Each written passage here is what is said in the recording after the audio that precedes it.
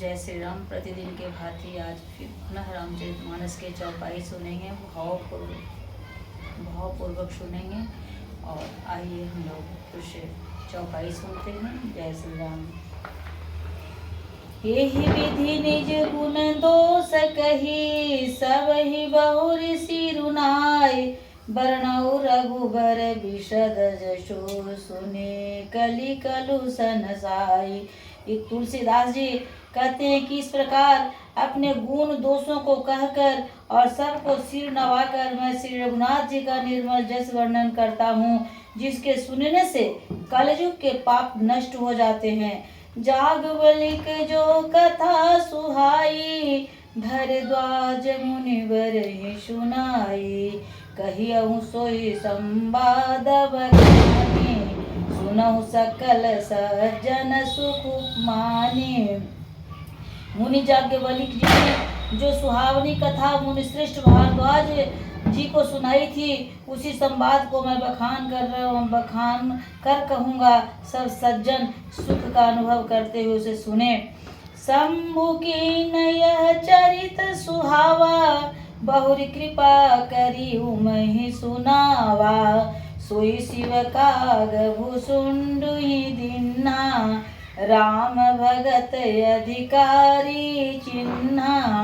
शिव जी ने पहले इस सुहावने चरित्र को रचा, फिर कृपा करके पार्वती जी को सुनाया। वही चरित्र शिव जी ने काग भुसुंडी जी को राम भक्त और अधिकारी पहचान कर दिया। तेहि सन जागवलिक मुनि पावा, तीन मुनि भरद्वाज प्रति गावा। ते श्रोता बकता रस लीला, समदर्शी जानहि हरि लीला। उनका भुसुंड जी के फिर याज्ञवल्क्य जी ने पाया और उन्होंने फिर उसे भारद्वाज जी को गाकर सुनाया। वे दोनों वक्ता और श्रोता याज्ञवल्क्य और भारद्वाज समान शील वाले और समदर्शी हैं और श्री हरि के लीला को जानते हैं। जानहि तिनि काल निज ज्ञाना, कर तलगत यामलक समाना। और उजे हरि भगत सुजाना, कहि सुनहि समुझहि विधि नाना।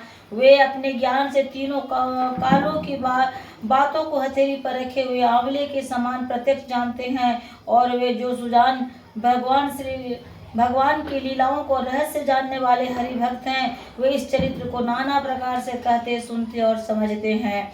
मैं पुनि निज गुरु सन, सुनि कथा सो सुकर खेत। समुझ नहीं त्यसि बालपन, अवयति रहे अचेत। फिर वही कथा मैंने बाराह क्षेत्र में अपने गुरु जी से सुनी, परंतु उस समय मैं लड़कपन के कारण बहुत बेसमझ था। इससे उसको उस प्रकार अच्छी तरह समझा नहीं। श्रोता वक्ता ज्ञान निधि, कथा राम कै गूढ़। किमि समझौ मैं जीव जड़, कलिमल ग्रसित विमूढ़। श्री राम जी की गूढ़ कथा की वक्ता कहने वाले और श्रोता सुनने वाले दोनों ज्ञान के खजाने पूरे ज्ञानी होते हैं। मैं कलयुग के पापों से ग्रसा हुआ महामूढ़ जड़ जीव भला उनको कैसे समझ सकता था। बोलिए प्रेम से सियावर राजा रामचंद्र की जय।